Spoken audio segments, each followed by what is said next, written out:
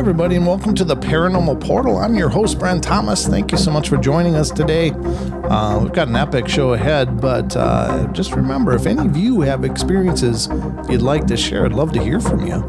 You can either email me at paranormalportalradio@gmail.com or head over to paranormalportal.net and scroll down and find the button that says Interview Me, and that'll allow you to look at a calendar of possible times and dates and find a date that works for you. Love to hear your stories, so definitely get in touch with me.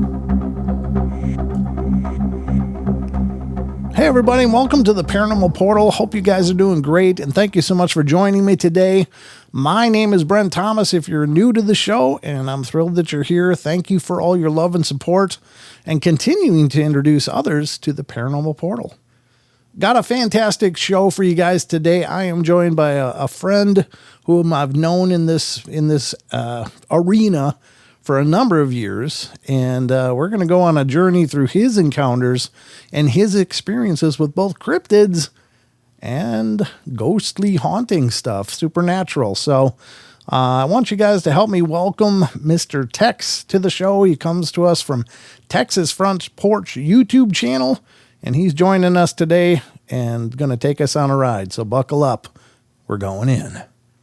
Hey, Tex, welcome to the show, brother. Thanks for coming on today. Oh, man, I love it. How you doing, brother? I'm doing great, and it's always an incredible pleasure to talk to you. You and I have known each other for a number of years. We've appeared on many shows together in the past and stuff, and of course, Bigfoot Odyssey and others. And we just did Rob's BMR channel, and that was just a few days ago. So it's great that we can connect again and have another talk. You've had an incredible amount of experiences yourself. Now, you've been on the show before where you went into length and detail about your dogman experience when you were a young lad, but that's not the end of your journey, huh? No. I kept that quiet for so long, and up until really about 2016, I think it was. Uh-huh. And when I came out of the proverbial closet for that one, Yeah. And then got involved with some people and ended up, getting asked to do some field research for, on the Bigfoot side of things. I'm like, yeah, sure. Why not? Mm-hmm. And here I am. It's I've had daylight sightings. I've collected some of the best evidence come out of the field in years. And it's just, it's amazing because I never thought, if you'd have asked me 10 years ago, I never would have guessed I'd have my own YouTube channel talking about Bigfoot, haven't seen the thing and run into him. And I just, man, I tell you, it's been a ride. It's been a ride, and it continues to be so, Yeah. So take us through some of these experiences that you've had with these sightings. What was going on and where were you? Well, I do my research out in Brown Springs, Oklahoma, and it's right on the Red River. Okay. And it's cool because it's only about an hour away from my house. Of course, I'm here in Texas. But when I first started going out, I went with an old boy out there, and I mean, you talk about hit the ground running. I was hooked because we're getting out of the truck. We're parked on the edge of a hayfield, and we got a thin little tree line on the left, and we're pointed down into the river bottoms. Okay. I had my truck. We get out of it, stop the truck, get out of the truck. He's getting his cameras and all that kind of stuff, and I don't have nothing with me but my cell phone, and I just turn it off, put it in my back pockets, because I'm just there to. Honestly, I'm like, oh yeah, okay, Bigfoot's in there. I was kind of, yeah, okay, whatever, it was just a walk in the woods for me, and so I'm standing outside my truck, and I'm kind of looking around, getting the lay of the land because I don't want to get lost down these river bottoms, Right. And I'm looking through this tree line, and there's a wheat field on the other side. And I'm looking out in this wheat field, and I see this thing hop up, stand up in the middle of this wheat field, look around like he's fixing to cross the street, look both ways, Yeah. and just take off running down into the river bottoms. Oh, wow. And I could see him from about the waist up until he hit the fire break, and then I saw him for about 2 steps head to toe.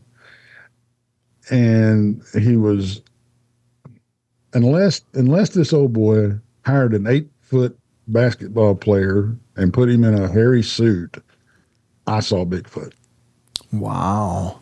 Because we went, and and going back to my dogman encounter, I guess it tempered me. It got me, I don't know, because when I saw it, my exact words were, I'll be damned, there goes one right there. And you're like, man, this research stuff is pretty easy. Yeah, this is cool. Let's just get out of my truck, But and he's like, you're like the third person that's seen that. I can't ever see that one, and blah, blah, blah, all this kind of stuff. And I'm trying to make myself believe what I had just seen. Yeah. I'm like, is it really, like you said, is it really this easy? What are they doing? Running all over this place down here? Right. And I'm like, all right, well, so we went and continued down in the river bottoms. Mm-hmm. We go down and we take a left, which would cross his path that he ran into. And we're walking down through the bottoms, and it's a floodplain is what it is. So when the river gets out of banks, it has a place to go. We start hearing this thing up on the ridge. We'll hear noise, through walking. And then we'll hear, now I know some people will die on this hill. Some people won't, that they tree knock or they mouth pop. Okay. My guess is they probably do both. Okay. But it was doing whatever it was doing. And then we would walk about another 100 yards and then we would hear it again. And our theory was that it was pushing a family group in front of us so we wouldn't walk up on them. Mm-hmm. And he was like a sentinel. And I think what happened was we were on the side of that thin tree line, and they're very intelligent, but I don't think they're intelligent enough.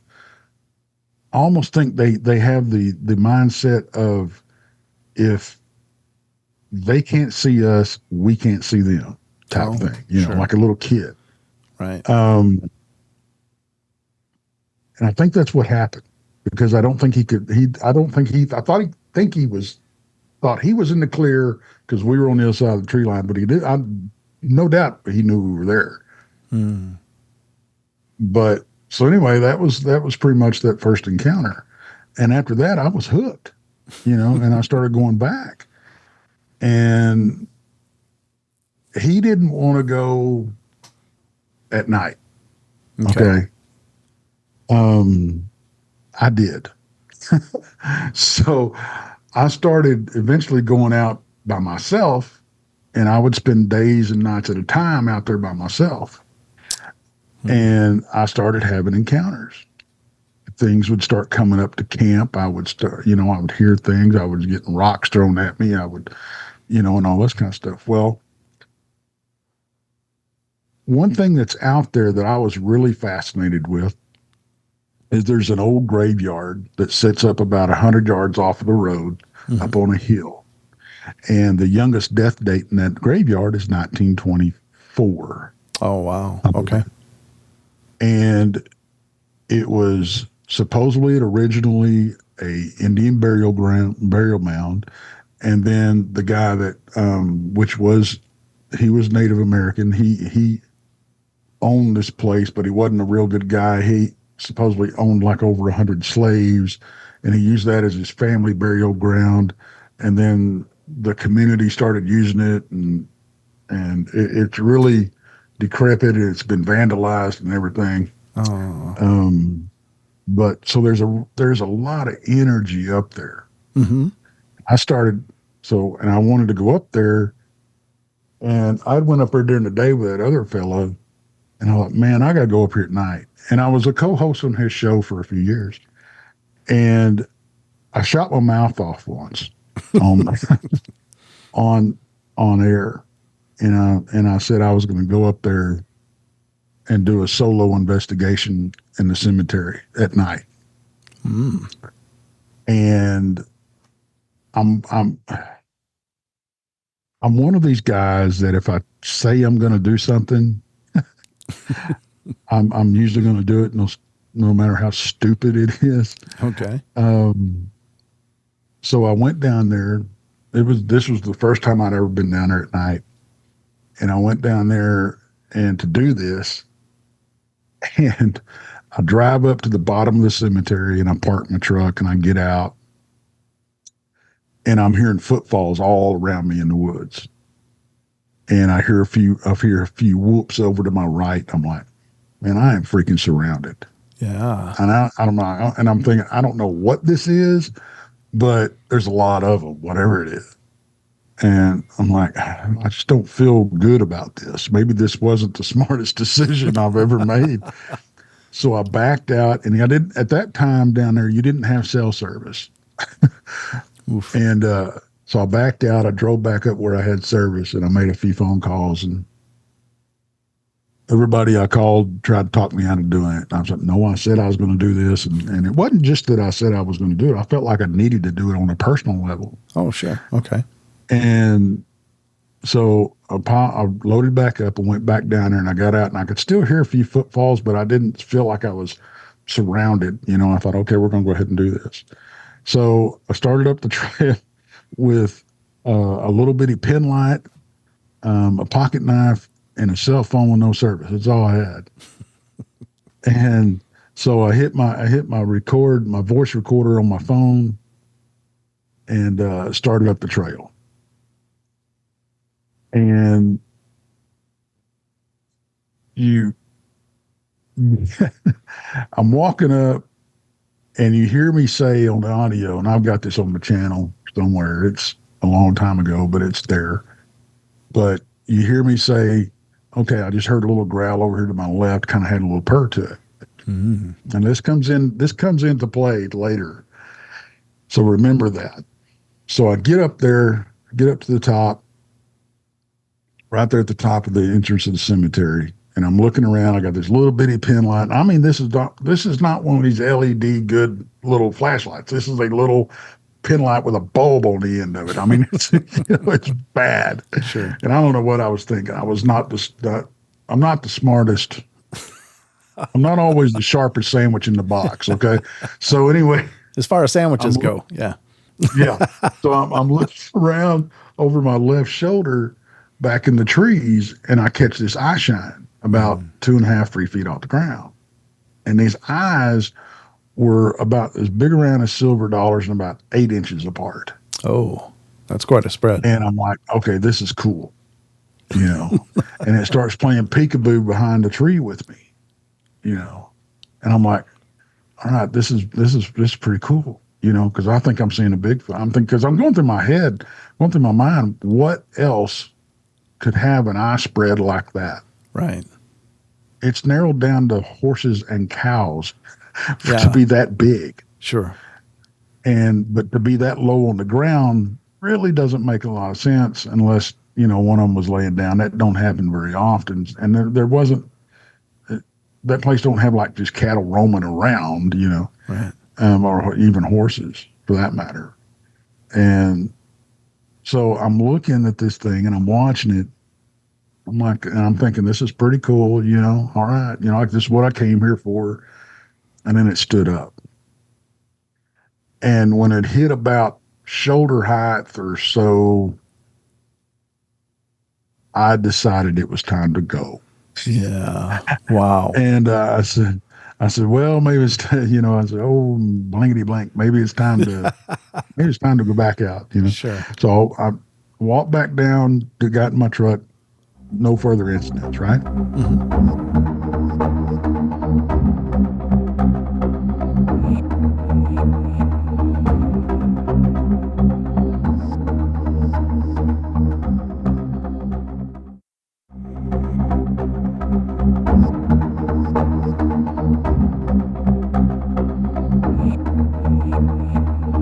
So fast forward a few years later, I had, and I'm skipping over a bunch of years, but I want to get to this story. Yep. I took some friends out there. They're a paranormal team, mother and daughter group. Great. They're not doing paranormal anymore, but they're a great team. Okay. And they wanted to go to the cemetery, and they had been up there once by themselves, and I chewed them out for it. And but because they had no idea what else was up there, they were just going hunt ghosts in the cemetery. Sure. So anyway, they wanted to go, and they wanted to go at night. I said, if you're going to go at night, you go with me. So we went, and it was me and a buddy of mine, Bob Van Buren, and them two, and Amy's husband, and they were in their truck and we were in mine.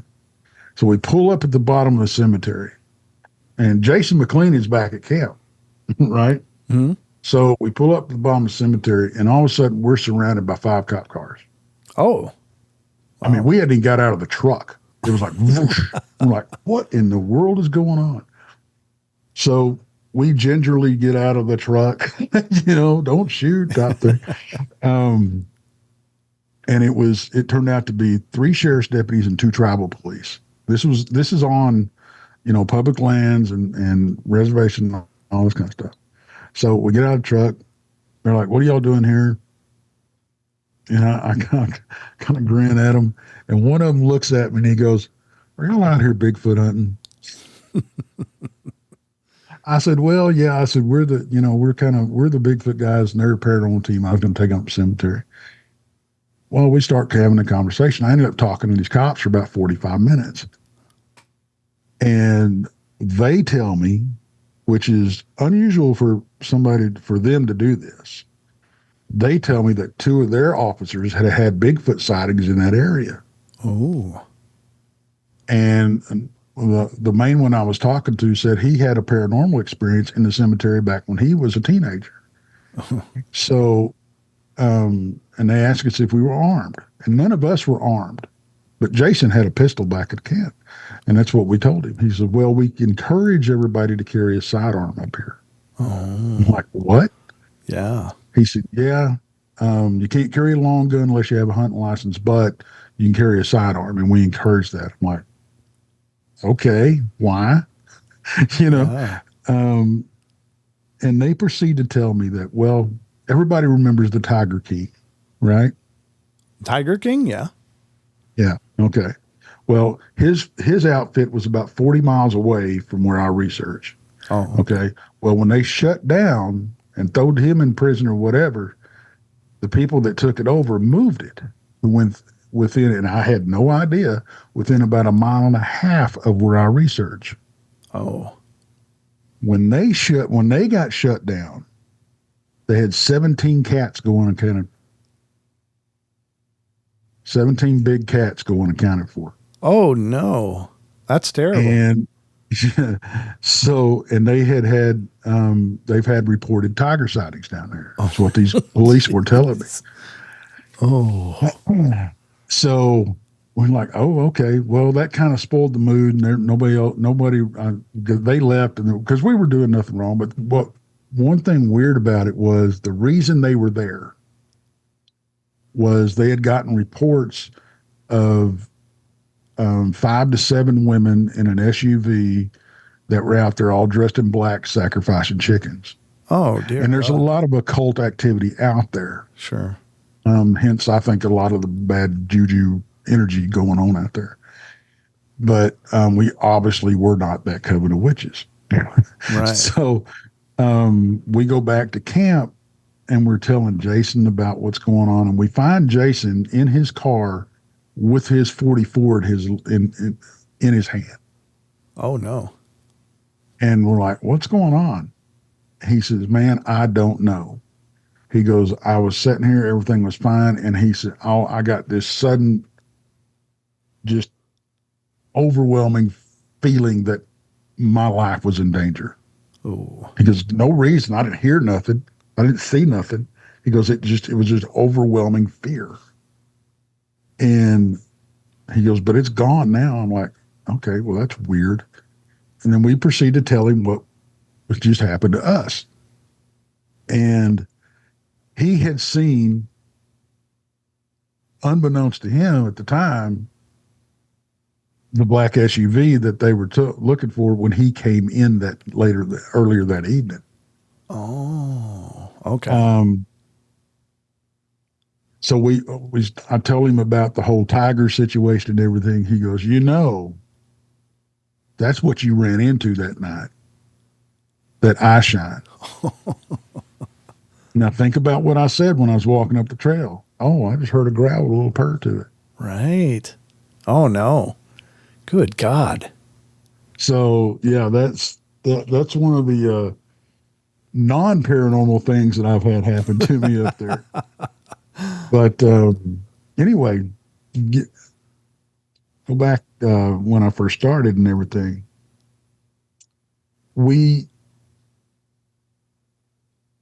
So many experiences, man. It's just crazy. We were up there one night. I talked to the old boy going up there one night, and he had a couple of guys that had came down. One of them was from Austin. The other one was from Denmark. Mm-hmm. He was over here traveling the country on foot and staying in people's backyards and stuff like that, on couches and everything. Just, hey, can I, blah, blah, blah. But somehow they had hooked up, and so they wanted to go out, and so I met them up there, and we went up to the cemetery at night, and we're walking through the cemetery,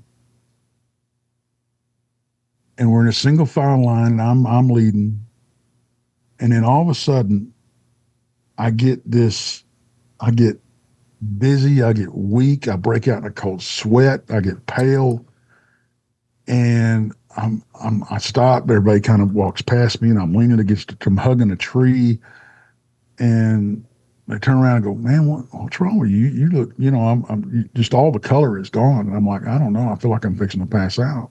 Mm. And honestly, I didn't know if I was having a heart attack or what. Right. And I said, I think I'm going to go back down to the truck and sit down and get some water and everything. But, y'all don't have to go with me. Y'all continue on and everything. They said, well, if one of us goes, we all go. I'm like, okay, well, that ain't going to work because y'all came a long way. I'm not going to spoil this for you. Just give me a few minutes. We'll see if it gets any better. About, I don't know, it wasn't long, about 5-7 minutes later, I felt fine. Oh, in fact, I felt better than I did before. Oh, wow. Okay. So, and I'm like, okay, well, here we go. And so we start going again.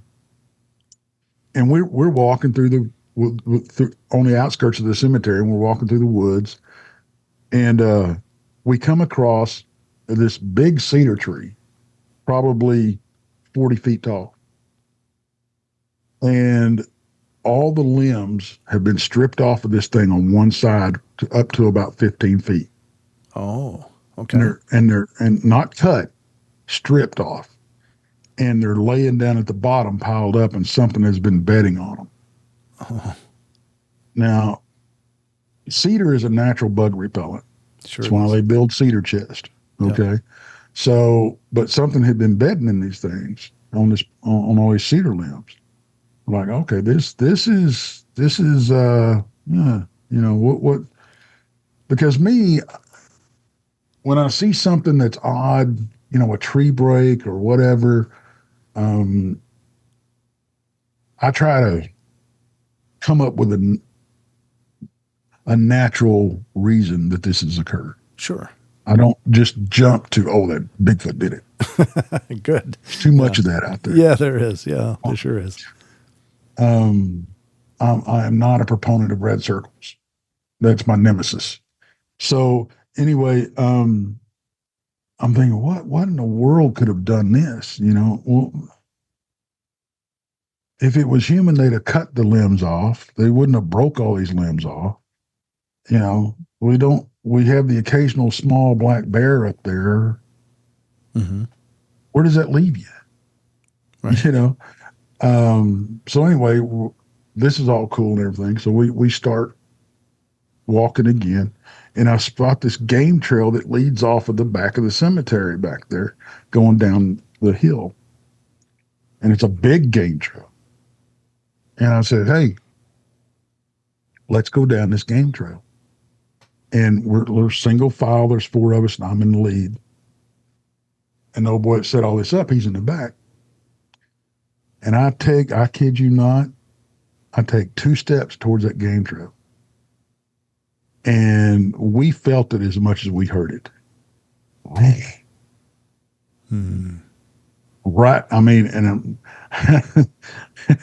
I hear from the back, time to go. Yeah, that's a good time to go. So we go out and we go back down, and we're camped diagonal across the street from a gravel road across from the cemetery. So we get back down to camp. Now this campsite we're using is the same campsite where I had my first sighting. Mm-hmm. Okay. So we're all sitting around the campfire and everything. And I'm not a proponent of this, guys. But they had the music on and, whatever.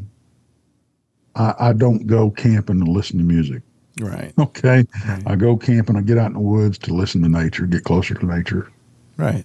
So they got music playing. We're all sitting around the campfire talking. And out of the freaking blue, we hear this god awful freaking scream. And it was just so loud. And it wasn't a big cat. It wasn't, it wasn't a peacock. It wasn't, it wasn't any of that stuff that I could think of. It wasn't, anything that I'd ever heard. Okay. And I'm not saying I've heard everything, because that's one of my pet peeves too. You get these guys that, well, I've been out in the woods for 40 years. I've never seen a Bigfoot, or I've never heard this. And right. I'm like, or this made this sound. I'd never heard that, but it had to be a big thing. No. Right. Just because you've been out that long doesn't mean you've heard every noise that every animal can make. Right. But just because you've been hunting for 40 years and you haven't seen a Bigfoot doesn't mean they're not out there. It just means you didn't see one. Right. Yep. I almost guarantee you they saw you. But anyway, you said, and it's just this God, and I don't know what or why, but when I heard it, I automatically thought female. Oh, okay. And so two of us heard it over the music, and we stood straight up. We got our chair, stood up straight, looked over the campfire. Did you hear that? Yeah, I heard that, type thing. So he runs and turns the music down, and we sat there. And about 20 minutes later, it cooks off again, but it had changed locations. And with everything that happened up there with us getting growled at, getting a lot of people say I got zapped, with the infrasound thing. That's very possible. Okay. But there again, the effects of the high EMF will mirror the effects of, infrasound on you also. Yeah. Yeah. And I didn't have an EMF meter with me. Sure. So I don't know. But with everything that we saw, the tree and getting growled at and me getting quote unquote zapped, and then we hear the 2 screams, when does it stop being a coincidence? Sure. Yeah. Type thing. Yep. But yeah, that's one of the crazier nights that I've had up there. I've took a friend of mine down there one time. He wanted to go out with me, and we're using the same campsite. I used this campsite for a long time because I had so much activity in it. Uh-huh. And I remember We were talking about Carrie Arnold earlier, Sure. and I was down there by myself one night, and I'm sitting there, and this place has got pigs all over it, wild pigs all over it, and they can be very, very deadly. They really can. They're ornery critters. So I'm sitting there in camp by myself, and I start hearing stuff, right beside, coming up right in that little thin chew line right up to my camp. And I thought, man, I don't want to mess with no dadgum pigs. I didn't have a gun with me. I'm like, I don't want to spend the night and, either sitting in my truck waiting on them to leave or Yeah. treating the back of my truck, waiting on them to leave or whatever. Sure. So, excuse me. So I just packed up and left about 12:30 at night. And I'm driving home, and I called Kerry. And I knew he was working nights, and I knew he was at work. So I called Kerry, and he goes, well, how'd it go? Or how's it going? I said, I don't know. I just left. He goes, what? Why'd you leave? He goes, did you get scared? I said, no, I didn't get scared. I told him, I said, man, I'm sitting there in camp. I had, heard what I think was probably a couple of pigs walking up there, rooting around or whatever. And, well, they didn't sound like they were rooting. They were just walking. And it dawned on me when I'm having this conversation with Kerry. I said, Kerry, because Kerry was a hunter. I was a hunter for a long time. I said, Kerry, have you ever heard pigs be quiet and walk up on you? He goes, no. I said, me either. He goes, oh, man. He goes, you know what that was, don't you? Rat. So we were pretty sure that it was one or two of these Bigfoot that would, there's a little rise right there where I camped, and it kind of dips down on the other side, and that's where they were coming from. Wow. And we surmised that they were probably belly crawling up that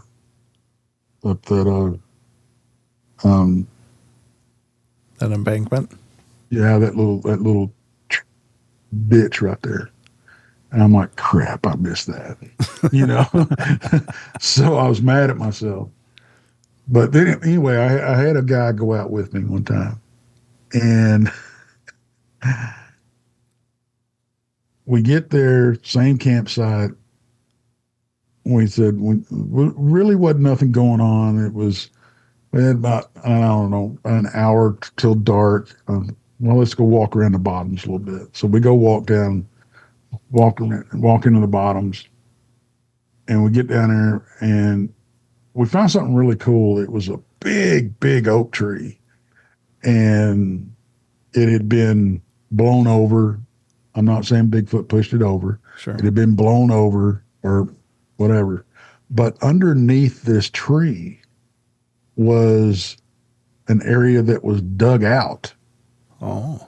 That was probably 5 feet deep and probably 10 foot long and 4 feet wide. I mean, it looked like somebody dug a foxhole. Right. It didn't look like it didn't look like it had been washed out by floodwaters, because if it had, there would have been some more. You could have seen where the water had swirled around on that top, but you didn't see that. It was just the hole right underneath this tree. And I'm like, man, this is weird. This almost looks like a hunting blind, and it's on a game trail. Like, this is cool. Uh-huh. So we're standing there and we're talking. He goes, man, I kind of figured we'd have more action than this. We hadn't had anything happen. I said, well, I can try to stir, and I don't do this, people. This was the stupidest thing, one of the stupidest things I've ever done. I did a lot of stuff. People say there's a fine line between bravery and stupidity. I've jumped back and forth across that line many and many a time. This is one of them. I said, well, I can try to stir him up a little bit if you want. He goes, yeah, give it a shot. I said, all right. So I let out 2 real aggressive grunts and beat my chest. Oh, okay. And his eyes got as big around as saucers, and he looked at me and he goes, what the F did you just do to us?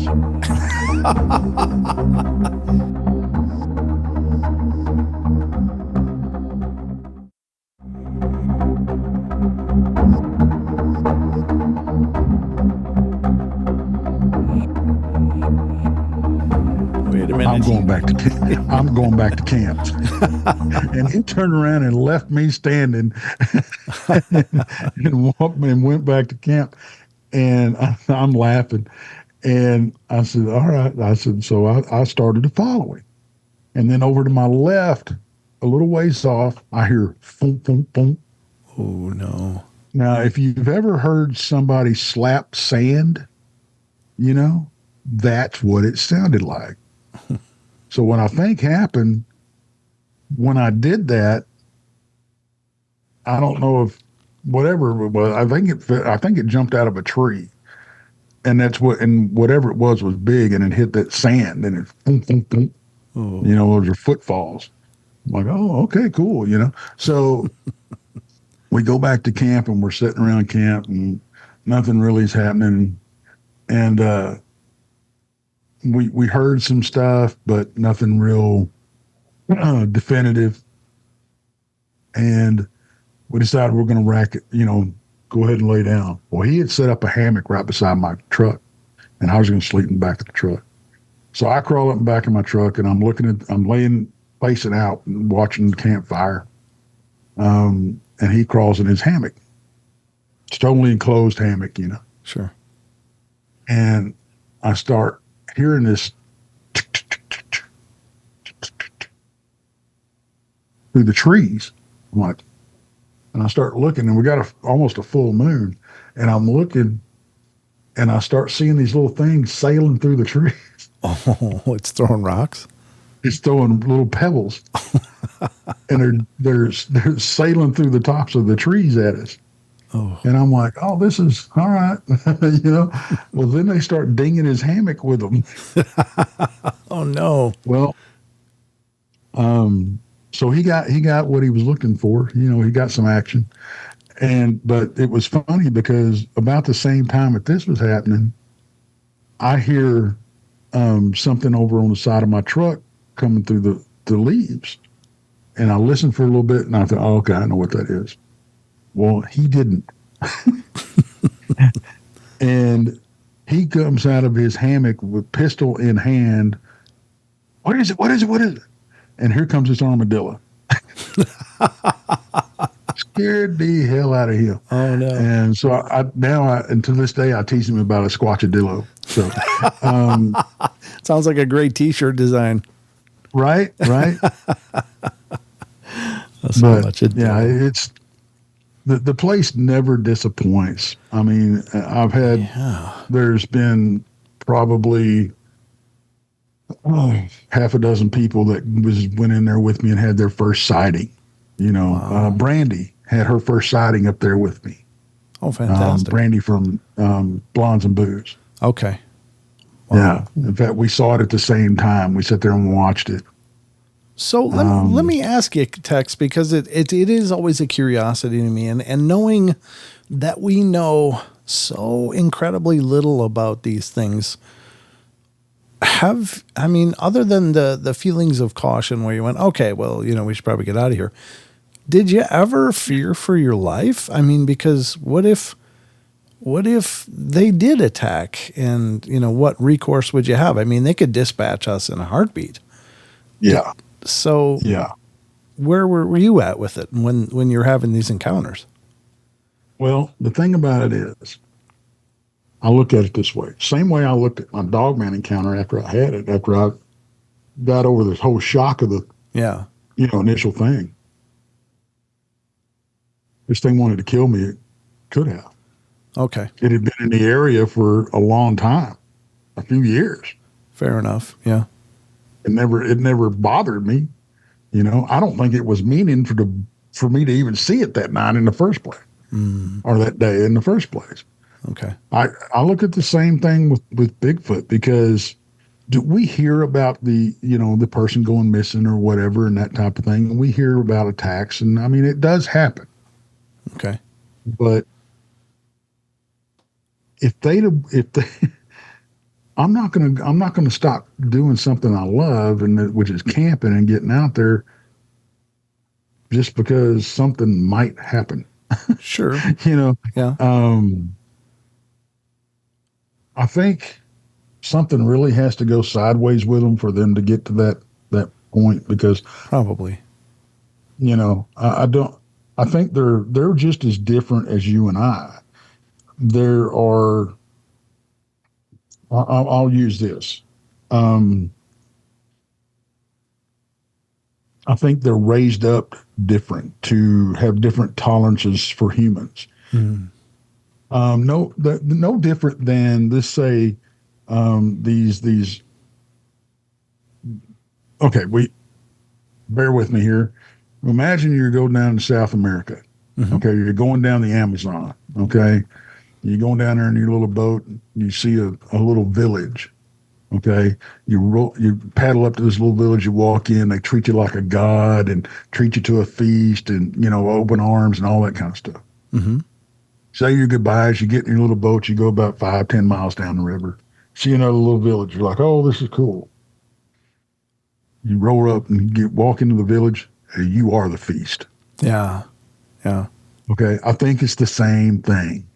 If Grandpa Bigfoot was shot in the ass back in the day, he raised up everybody else not to be friendly to us, and then with that type of thing. But I think overall, they're curious. Okay. I think we're their entertainment.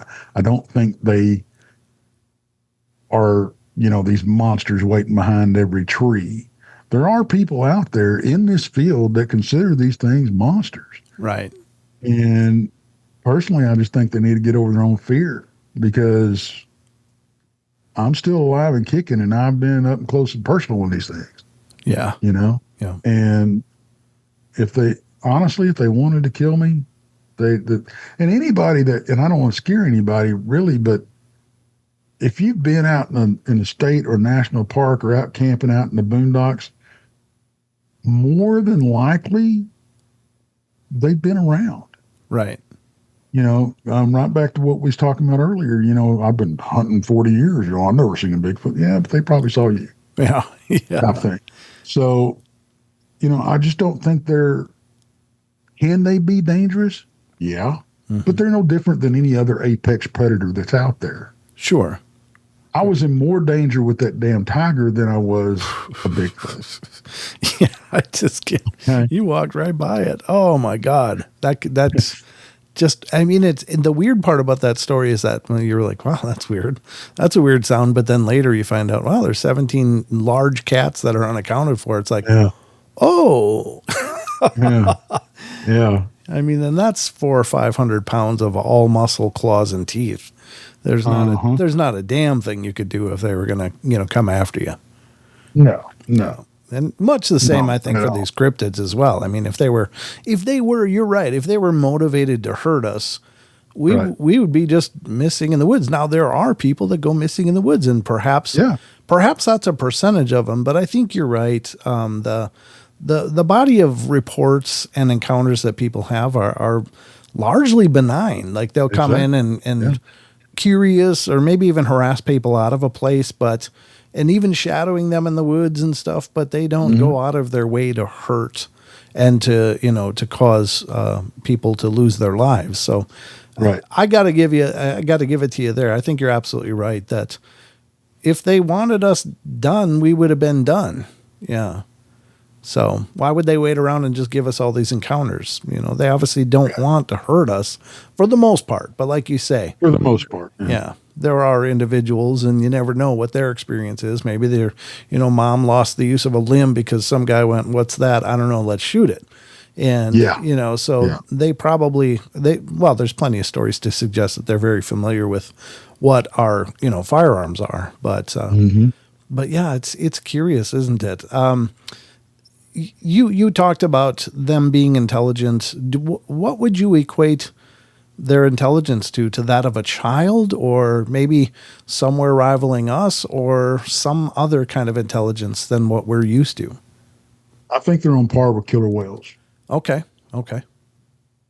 And I've taken a lot of flack over that stance over the years, but I stand by it because most people that argue with me do not realize the intelligence level of a killer whale or the awareness. They are self-aware. Sure. They grieve. They almost have funerals. They're strategic. They teach other killer whales. They'll have a pod come in from another part, and they'll teach them how to hunt because they hunt differently all over the world. Sure. And I mean, if you look at the 2 or 3 killer, I can't remember what it was, 2 or 3 killer whales that were, there was a sea lion on a chunk of ice. Yeah. Do you know what video I'm talking about? Where they're creating a wave to wash it off? Yes. Yeah. Tell me that's not intelligent. Oh, That's not strategic. They had to not only figure this out, that this would do that, they had to coordinate to do that. So there's communication, there's strategy, there's planning, there's all, and then there's execution, and everybody knows their job. So yeah, that is really incredible. And not only that, it's forward thinking because they know what's going to happen. They know what this is going to cause. Sure. Yeah. So, yeah, I think they're right up there with killer whales. I think if killer whales could walk, we'd have another cryptid on the planet. Yeah. But that's where I put it.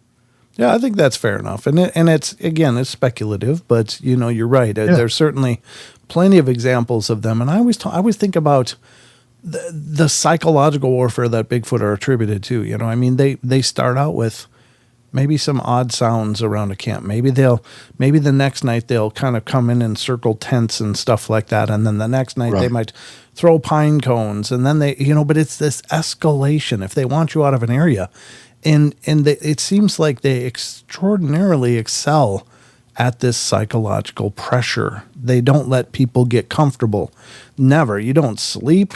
You'll be sleeping with one eye open kind of thing because you don't know what's going on. But they continue to raise the pressure and the pressure until people are like, screw it, we're out of here. Let's get out of here. This just feels dangerous. And so, to me, that's masterful. I mean, it really is almost with a military precision, the way that they drill and dial it up until people just crack and they're like, nope, we're out of here. I can't do this. This is not safe.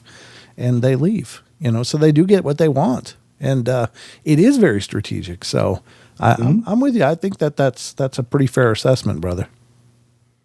Like I said earlier, a lot of people consider these things monsters and some even evil, and I've heard the word demonic thrown around, and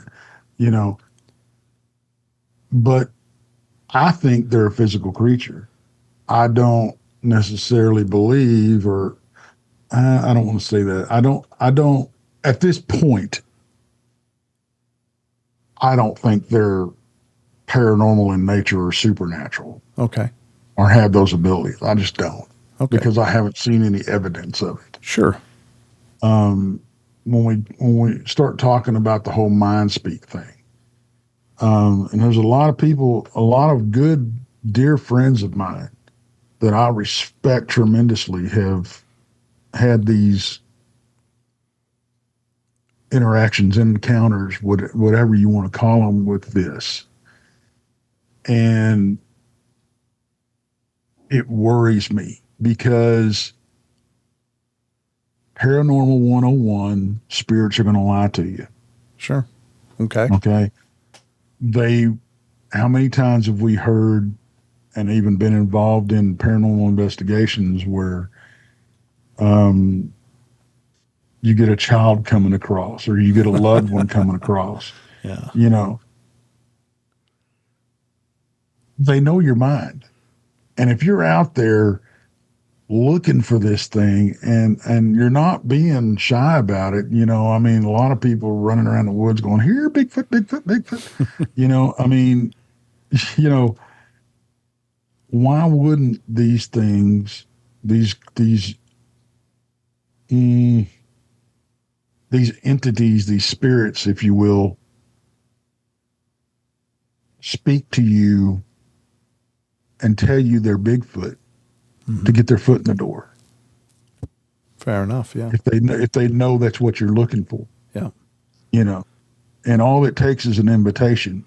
And I've had conversations with these people that have had these experiences, and my first question is, how do you know it's Bigfoot?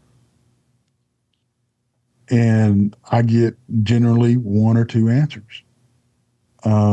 Either they tell me, or they told me it was, or I just know. Yeah. I'm sorry, that's not a good enough answer. Right. For me, if I start hearing voices in my head that aren't mine, I'm gonna that would worry me. Okay, anything else, you know, seeing apparitions or getting EVPs and all this kind of stuff, getting touched or scratched or anything, that voice inside my head that does not belong to me, that would worry me above anything else. You know, and I just don't think that these. Now I know the Native Americans. I know they tell us that these Bigfoot people, and they call them people, Sure, are a spiritual being. But think about it. This is traditions and this is histories that are passed on throughout over hundreds, if not thousands of years. Okay. Maybe they did not know the difference between, you know, the two. So they automatically assume that these, and if these creatures or if these entities are telling them that that's what they are, well, you know, hey, why wouldn't they have that belief that they're spiritual creatures? You know, I'm just not there. Now, don't get me wrong. I don't when and I me and you both we get told a lot of encounters, you know, with Bigfoot, paranormal, the whole 9 yards. I'm not going to tell anybody they didn't have an experience, because I don't care if they had an experience. That just because I don't believe in that portion of it doesn't mean that it didn't happen. Just because it didn't happen to me doesn't mean it didn't happen. Okay. And I'm not going to call anybody a liar. I'm not going to call anybody crazy. I want to give them a safe platform where they can talk about this stuff. It's not my job to judge them. It's my job to give them a platform. And and by giving them a platform, maybe that's the wrong term, because I don't want people to go away with listening to this thinking, oh, he just wants people on his show or anything like that. That's not what I want. I don't care if you come on my show. But if you have an encounter that you really need to get off your chest, I'll listen to you. yeah, You know, you don't have to come on the show. That's not what I'm, you know, that's not what I'm after. right, You know, I just want to give some person a safe place to go, yeah, because you can't talk about it right. anywhere. Well, the thing is that, and I'm with you. There's a lot of claims that are made. I'm not saying that they're impossible personally. It's just I can't wrap my head around it, and I don't know what to do with it. And so, for me personally, I don't know how to get there. And you're right. I think you really, as a person, as an observer, you almost have to see something like that happen or experience that firsthand to really get a grasp of it. But I've never seen, you know, a Bigfoot melt away. I've never actually seen a Bigfoot ever, but if that is the case, and I don't doubt people are having the experiences they're having, but we do have these shows, but we also have our own paradigm, and I wrestle with my own paradigm all the time when cover things that I'm not quite on board with or I'm not quite familiar with. That's not me saying, you're full of garbage. I don't think you're being sincere or honest or whatever. It's just me saying, but I don't understand. And that's okay. Not everybody's going to be at the same place with this stuff, and we all have our personal takes on it, but it's still offering people the opportunity, a place where they can discuss it and be with largely like-minded people, or at least people that are open to possibilities. So, Tex, it's been an absolute pleasure, brother. You and I could talk all day. We could do an 8-hour show and in a marathon. There's no question, but I want you to take some time and plug people into where to keep in touch with you, because I'm going to be on your show later and I want people to know where to go. Oh, absolutely. Absolutely. You can find me on YouTube, Texas Front Porch, and that's TEX''S because of my front porch. And anywhere you can find a podcast, really. But it's not just me, folks. You need to go over to Bigfoot, Michigan and Rob, Blondes and Booze, Our Paranormal World, Paranormal Among Us. There's a bunch of those. I have an extended family, and don't forget, Paranormal Portal. Absolutely. Yeah, but we are all kind of I call us the island of misfit toys.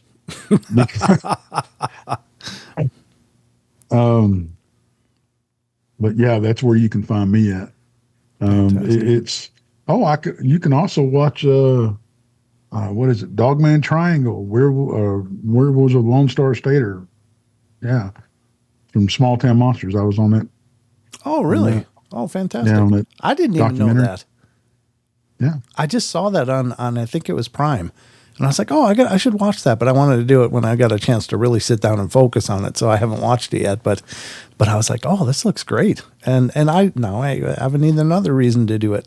I mean, I think Seth does some great work. Their productions are really top notch over there. And he's been on the show as well, and just a great guy.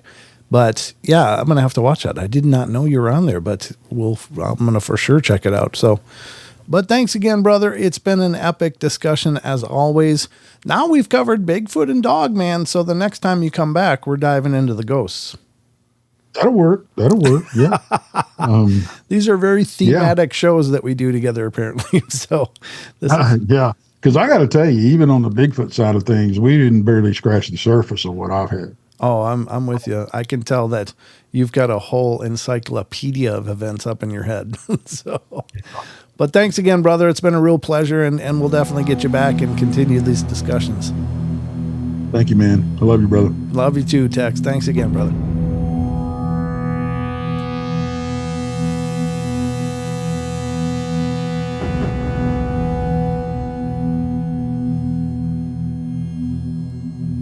All right, everybody, that's going to wrap it up for us today. So hope you guys enjoyed the show, and thank you again so much for all your love and support. And remember, if you want to follow the Paranormal Portal, probably the easiest way is to head over to paranormalportal.net. And that's the homepage for the Paranormal Portal. And you'll find links to all of our different social media and sites and information about the shows, including our YouTube channel, which is youtube.com/paranormalportal. Or just look for Paranormal Portal on Google or whatever search engine, and you'll find links to our social media such as Facebook, Instagram, TikTok, and Twitter. So we're kind of all over the place, and we're spreading as well as we can. But anyway, thank you so much for the love and support. You all take care, and remember, we love you all. Be good, be kind, be nice. Take care of each other, help each other out, find the magic in every day, and remember to laugh as much as you can. Until next time.